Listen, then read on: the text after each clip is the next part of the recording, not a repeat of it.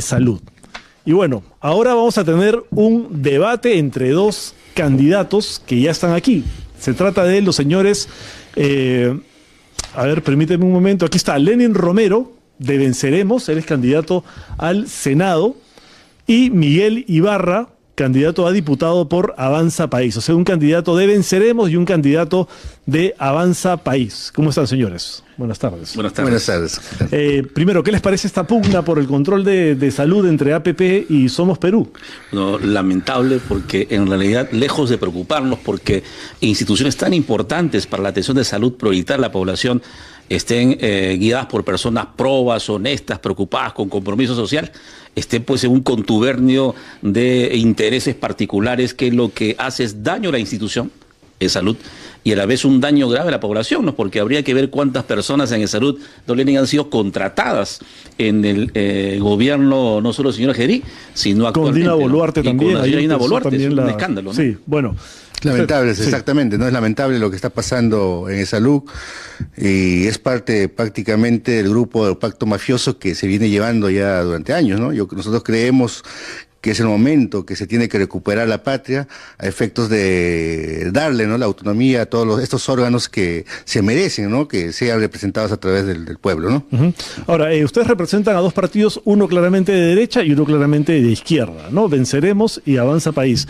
¿Qué los diferencia de los otros partidos de derecha y de izquierda? Porque tenemos una lista de partidos enorme, hay una atomización brutal que podría haberse resuelto con alianzas para no tener tantas candidaturas. ¿Por qué ustedes consideran que, por ejemplo, Avanza País es el mejor partido de derecha, el que merece llegar al gobierno, y qué los diferencia de las otras derechas que estamos viendo en este momento, principalmente de las que encabezan las encuestas como Renovación Popular de Rafael López Aliaga y Fuerza Popular de Keiko Fujimori?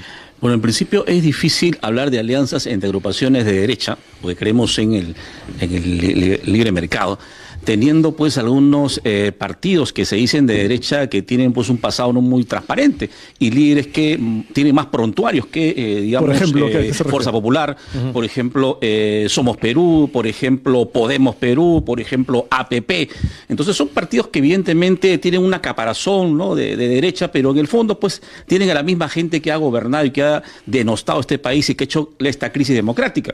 En Avanza País, en que tenemos un héroe nacional, que es el general José William Zapata, que tiene las manos limpias, un hombre transparente, tiene la voluntad de hacer un cambio, evidentemente, y deslindamos nuestra posición de derecha respecto al resto, porque creemos que la derecha tiene que tener tres características claras. En principio, la moral sólida para poder decir yo represento esta cuestión política sobre la libertad y la democracia. Lo segundo, tener el ejemplo para poder decir nosotros verdaderamente somos un cambio, y eso se refleja también con el equipo técnico que tienes. Y lo tercero, pues, es que definitivamente no llevamos dentro personas que hayan tenido un pasado político complicado, como por ejemplo en los señores de Alianza para el Progreso, ¿no?, que tienen ministros que han estado infiltrados en el gobierno, que han cogobernado, porque aunque digan que no han cogobernado, entonces son los causantes de esta crisis política, de estos 8 presidentes que han estado pasando, y sin lugar a dudas, pues yo marco una diferencia y nosotros la ponemos claramente, ¿no? Usted, por favor. Exactamente, nosotros somos la verdadera izquierda, ¿no?, en base nuestro queridísimo Amauta José Carlos Mariátegui, que planteaba el Frente Único, ¿no? Cuando dicen que son la verdadera izquierda, quiere decir que, por ejemplo, Perú Libre no es la verdadera izquierda. No, sus actitudes en la práctica han sido distintas, ¿no? Ha votado conjuntamente con la derecha, ¿no? Las leyes pro crimen, las leyes antiforestales, etcétera, ¿no? La elección del TC, Defensoría del Pueblo, han sido prácticamente elecciones conjuntamente con la derecha, ¿no? Nosotros somos la verdadera izquierda popular, en la cual hemos hecho alianza con Nuevo Perú, ¿no? Yo soy parte de Voces del Pueblo, y el otro grupo es Nuevo Perú. Asimismo se han integrado otras organizaciones de izquierdos como el doctor Luberlí, Patria Roja, etcétera, ¿no?, en la cual mediante un cónclave, mediante un debate, hemos elegido como candidato presidencial a nuestro compañero Ronald Atencio. Ahora, quiero plantearles algunos temas para ver qué opinan y generar una conversación sobre algunos de estos puntos. Por ejemplo, muchos están proponiendo el retiro del Perú del Sistema Interamericano de Derechos Humanos, retirarnos del Pacto de San José, denunciarlo, por un tema de soberanía, porque nadie tiene por qué meterse en el Perú. ¿Ustedes qué opinan? A ver, ¿quién quiere empezar? A ver, aquí hay un tema muy puntual.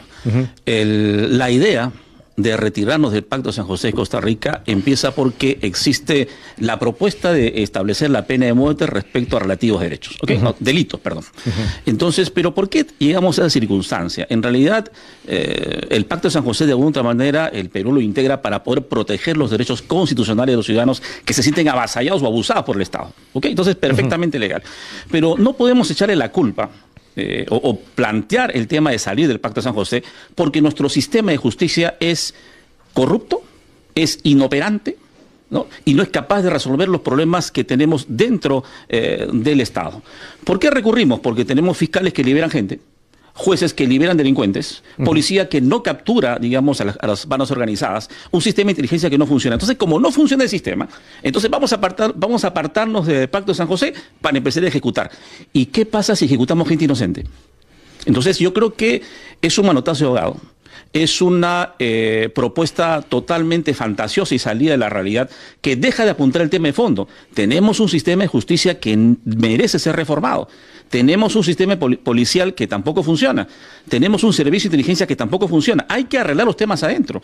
Hay que tratar de resolver los problemas del sistema de justicia y si este no funciona, pues veremos el segundo camino. Ahora, ¿usted cree que vamos a salir del pacto en 24 horas, en 48 horas? No, eso va a demorar muchos años. Pasará un gobierno y continuaremos en el tema.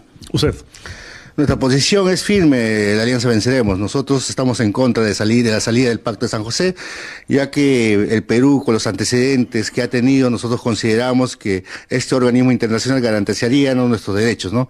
A diferencia del compañero, ¿no?, de su partido, que ellos han aprobado incluso la prescripción de los delitos de lesa humanidad. Nuestro partido, la Alianza Venceremos, estamos en contra de nuestra salida.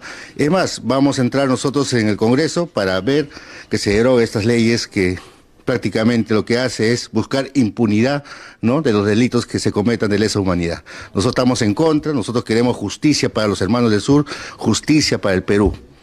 Así es. Ahora, por alusión, señala que ustedes han aprobado o han votado a favor de esta ley que prescribe los delitos de lesa humanidad y que en último término le ha servido como argumento al Tribunal Constitucional para ordenar la libertad del señor Daniel Urresti, para anular un juicio en el que ya estaba condenado a 12 años de cárcel por el asesinato de un periodista. Lo que se manifiesta es un tema que es subjetivo de interpretar. ¿Por qué razón? En realidad, lo que ha existido durante mucho tiempo es una persecución real contra las Fuerzas Armadas y policiales por todas las acciones que se dieron cuando nos enfrentábamos al terrorismo. Entonces, evidentemente, en una ley irregular, donde la lucha era literalmente a ciegas de las Fuerzas Armadas, hubieron diversas controversias que generaron algunos encuentros o conflictos. Pero no hubo masacres, no hubo matanzas, no hubo militares que asesinaron mujeres, niños, que los quemaron, les metieron granadas.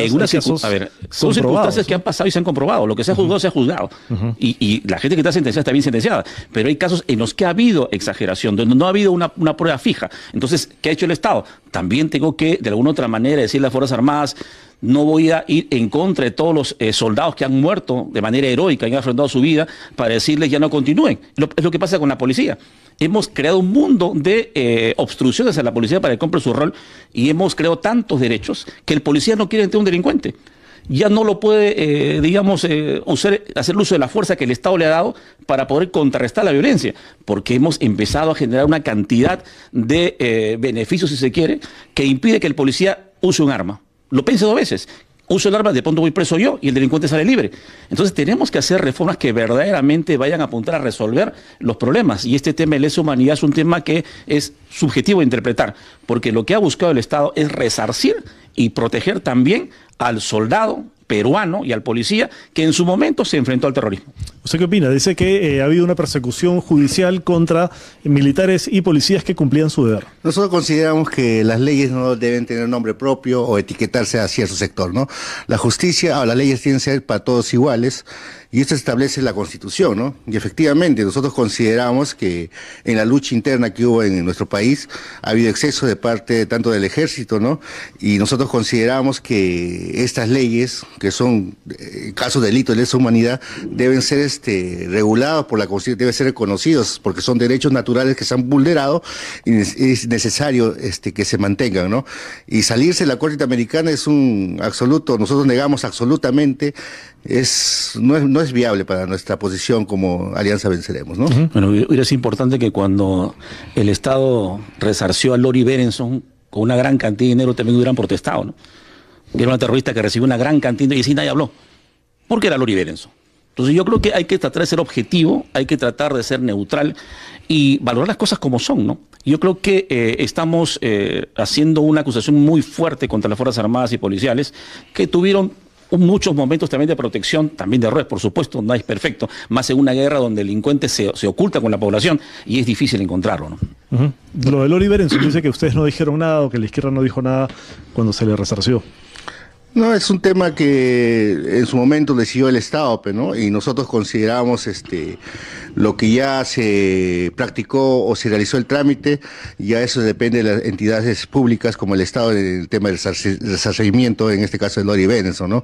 Y nosotros no nos oponimos prácticamente porque consideramos, ¿no? Tal vez ha habido excesos, y ellos tienen su forma de proceder también, ¿no? No, esperemos que también se le pida a Huilga que devuelva el dinero del error que tuvo cuando se acusó falsamente de que su padre había asesinado por las Fuerzas Armadas y en realidad fue aniquilado por un grupo terrorista, ¿no? Pero bien, más allá de eso, yo creo que es importante hacer prevalecer el Estado de Derecho, la importancia que es que nuestro país vive en paz, en orden, y que el crecimiento económico sostenido se vaya viendo también en las clases menos favorecidas, ¿no? Que es algo que no se ha dado, ¿no? Ahora, sobre el crecimiento económico también, el rol subsidiario del Estado. El Estado debe participar en la economía, incluso cuando haya privados que jueguen un rol ahí, o solamente cuando no hay privados en ese ámbito, ¿no? Es un tema que se discute siempre en campaña sobre el rol subsidiario del Estado en la economía. ¿Quién quiere empezar? Sí. Nosotros consideramos... ¿El Estado debe tener empresas, por ejemplo? Sí, nosotros consideramos sí, ¿no? En entes de recursos, ¿no? En la cual es la extracción de los recursos naturales, ¿no? Muchas veces, por ejemplo, el agua, ¿no? Nosotros consideramos que el agua debe estar en manos del Estado, la luz, nuestros recursos hídricos. O sea, habría que nacionalizar las empresas de electricidad. Sobre todo eso, el gas, por ejemplo, ¿no? El gas necesitamos porque en otros países prácticamente tienen empresa nacional, ¿no? Que han funcionado. La administración de los recursos naturales es muy importante, ¿no? La cual tiene que el Estado tener soberanía en esos aspectos, ¿no? Nosotros consideramos el Estado necesita de soberanía energética porque todos los países apuntan a eso para su desarrollo integral, ¿no? Su opinión. Nosotros apuntamos en realidad a promover el crecimiento y la inversión privada desde el microempresario, el emprendedor y reducir las barreras burocráticas y el Estado elefantiásico que tenemos, que lo que genera es burocracia y corrupción. Creemos que el Estado debe apuntar solamente a 3 temas importantes: proteger al ciudadano respecto al tema de la delincuencia y el crimen organizado, promover el desarrollo de la economía a través del emprendedurismo y la empresa privada, permitir la inversión privada también, y establecer la protección a los derechos fundamentales de las personas. No podemos tener un Estado que tenga, digamos, tantas instancias, tanta estructura burocrática elefantiásica con gente que se paga, que lo que hace literalmente es establecer barreras burocráticas. Hace poco estábamos en San Juan de Lurigancho y escuchamos la demanda de la población respecto a temas muy simples. Había una persona, por ejemplo, adulta mayor de 80 años, a quien ya no le correspondía pagar tributos, pero la municipalidad le cobraba tributos y tenía que hacer encima un trámite para poder acceder a ese beneficio. Tenemos, por ejemplo, el tema de las ollas comunes, ¿no? Las ollas comunes fueron creadas por ley, se reglamentó como tal con el decreto supremo, pero lo que pasó es que el Estado no invirtió un solo sol, por ejemplo, para tratar de apoyar las ollas comunes, un sol 20 por cada niño. Y es curioso, porque somos la economía más sólida de Sudamérica, pero somos el país con la segunda tasa más importante de tuberculosis. Hablamos de reforma de salud, hablamos de reforma educativa, pero tenemos niños que están desnutridos, que tienen tuberculosis. Entonces hay que hacer una reestructuración del gasto. No podemos gastar dinero en un Estado tan gran e inoperativo que no apunta a donde debe estar. Hoy nuestros programas sociales deben estar orientados a promover la inversión. Tenemos muchos jóvenes. ¿Empresas del Estado? Empresas del Estado, no. Debemos reducir las empresas del Estado. ¿Ministerios? Ministerios, por supuesto. Hemos apuntado, creo que a reducir 3 o 4 ministerios, que lo dijo el general William Zapata. Hay ministerios que tranquilamente pueden operar como Ministerio de Cultura, como un instituto. No tenemos por qué gastar una gran burocracia. Era un instituto, por supuesto que sí. Es como las comisiones del Congreso, ¿no? Tenemos 24 comisiones, de las cuales 18 funcionan. El resto está creado para pagar favores políticos. Y eso es clarísimo. Siempre lo he dicho. Yo creo que el Congreso, incluso, me permite, tiene que tener una reforma importante y radical. Tenemos más de 4.000 trabajadores, de los cuales 1.200 son del servicio parlamentario y el resto son traídos por políticos. A veces ni están en las oficinas y solo en virtualidad. Los propios parlamentarios trabajan en virtual, cuando el resto de la población trabaja en presencial. Trabajan 8 meses de 12 tienen 4 meses de vacaciones. Con eso no se da en ninguna otra parte. Usted va a Chile, por ejemplo, y los parlamentarios no tienen siquiera seguridad policial. Aquí tú les pones policía. Entonces hay reformas importantes que hay que hacer. Tenemos un parlamento andino que no presenta una sola ley, no van a ninguna comisión, pero sin embargo cobran y lo eliges cada 5 años. Entonces, ¿qué nos pasa? Nos encanta despilfarrar el dinero, nos encanta la burocracia, necesitamos hacer cambios radicales y eso tiene que ver mucho con la reforma del Estado. El Estado burocrático lo que trae es corrupción por una parte y descontento con la población. ¿Usted está de acuerdo también con reducir ministerios y reducir el Estado? Quiero decir, el señor propone que no hay empresas públicas, que el Estado solamente se dedica a algunos derechos como salud, educación, los básicos, a los básicos y que haya menos ministerios incluso. Nosotros, bueno, consideramos que sí hay bastante burocracia, ¿no? Y efectivamente tendríamos que evaluar, ¿no? Pero sí estoy en desacuerdo que se elimine el Ministerio de Cultura, porque nosotros consideramos que nuestro país es un país pluricultural, ¿no? Y en la cual tiene que existir un ministerio para que reconozca sus derechos, para que tengan participación activa, en este caso las diversas culturas que tenemos en nuestro país, ¿no? Y consideramos tal vez el nombre sería, ¿no?, Ministerio de las Culturas, porque ya abarca no solamente a uno, sino a diversas entes, diversos gremios que puedan abarcar, ¿no? Así es. Ministerio de las Culturas, ok. Ahora, hace poco ha habido todo un escándalo por el tema de la señora Milagro Jauregui, que expuso de manera ilegal a unas niñas que habían sido víctimas de abuso sexual y a sus hijos, además, en redes sociales, en un evento, y se puso sobre la mesa el tema del aborto terapéutico, específicamente casos de violación. ¿Ustedes estarían de acuerdo con despenalizar el aborto terapéutico en casos de violación? Bueno, aquí hay un tema muy importante y controversial. Yo soy pro familia. Soy un hombre católico, pero hay circunstancias en las cuales realmente amerita tener un tratamiento especial, ¿no? En primer lugar, rechazo y repudio totalmente la conducta de la señora Jauregui de exponer menores de edad en situación vulnerable porque han sido violadas para exponerla dentro de una actividad política. Tal cual lo hace, y en consonancia con ese, su líder político, Rafael López Aliaga, hace lo mismo, ¿no?, al decir, vamos a construir hoteles 5 estrellas para niñas violadas. O sea, yo no sé si el señor está ebrio, yo no sé si el señor está cuerdo para hablar de un caso tan sensible como una niña violada de esa forma. Evidentemente, el trauma que le causa a una mujer, y a una niña en particular, no va a tener una cura rápida, ni un tratamiento largo, pero sí tenemos que de alguna u otra manera apoyar a esa forma. Si hay que tratar el aborto terapéutico, pues se tratará, porque no podemos generar un daño. Fíjense, siempre hablamos de proteger a la mujer, siempre hablamos que la mujer es el tema vulnerable, que hay que crear leyes, pero cuando verdaderamente hay que tomar una decisión dura, directa y firme, pasa lo que el señor López Aliaga dice. Vamos a entregar DNIs a los fetos, vamos a crear hoteles 5 estrellas para mujeres violadas, vamos a subir a 5 o 6 soles el dólar para que la población tenga que comer. Entonces los discursos extremistas le hacen daño al debate político y a la población. La mujer necesita un verdadero tratamiento. Por ejemplo, usted verá que una mujer llega a violar una comisaría y el policía hasta la cuestiona. Algo habrás hecho, ¿cómo te habrás vestido? Y encima la regresa con el violento. Necesitamos hacer reformas profundas. Yo sí, en realidad, tomaría una decisión dura de esa naturaleza y decir, vamos a hacerlo para que esa niña no viva con el trauma permanente de recordar en ese niño, lamentablemente, el incómodo y difícil momento que le tocó vivir. ¿Usted está de acuerdo con el aborto terapéutico, despenalizarlo en casos de violación? En casos de violación, claro, nosotros como Alianza Venceremos estamos de acuerdo con el aborto sentimental para este caso. Y acá hay un tema muy importante que el Estado ha omitido durante años, ¿no?, a la víctima. El tratamiento de la víctima nunca se le ha dado un seguimiento especial, ¿no? Nosotros consideramos que se debe estudiar a la víctima y dar un procedimiento, ¿no?, para poder reinsertar a la sociedad de una manera ya con un control psicológico y permanente, a efectos de que esta víctima también pueda ya curarse esas taras que siempre conlleva este tipo de abusos sexuales, ¿no?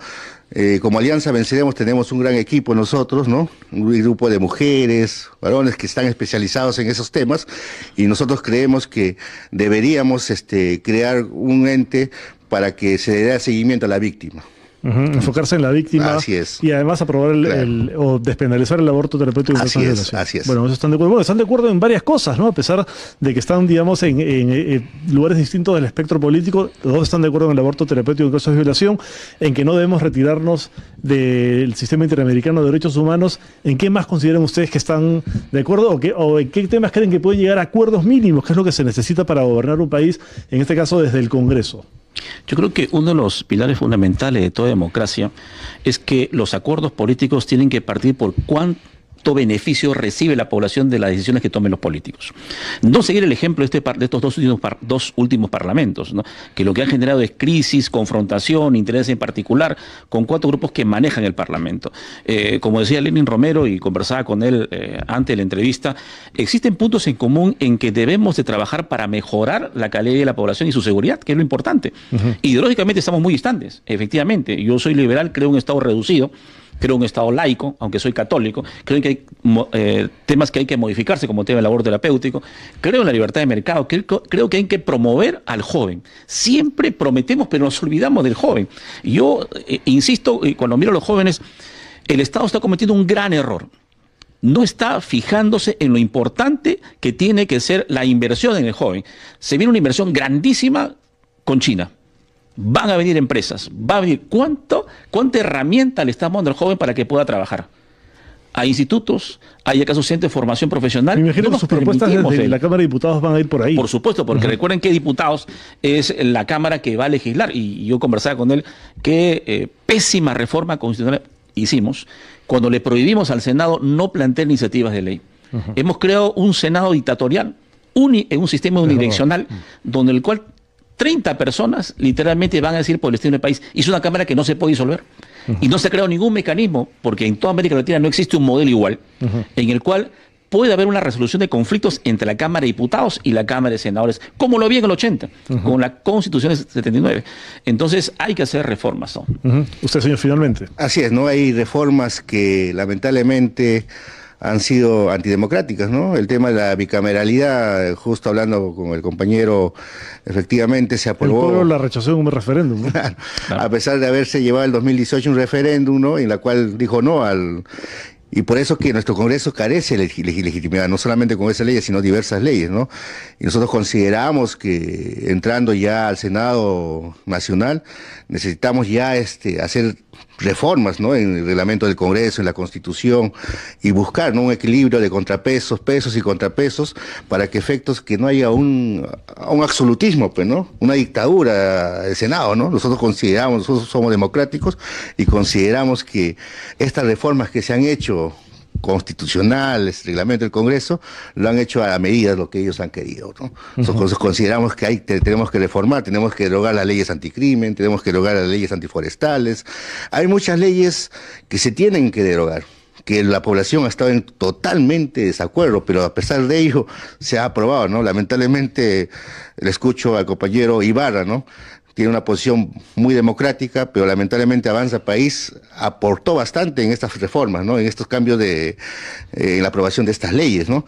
Y nosotros consideramos que este Congreso que va a entrar, esperemos que sea un Congreso más democrático, ¿no? Más consensual, más del diálogo, acercamiento, porque el problema no solamente es de ideas, ¿ah? No es solamente de ideas de izquierda, de derecha, liberal, etcétera, ¿no?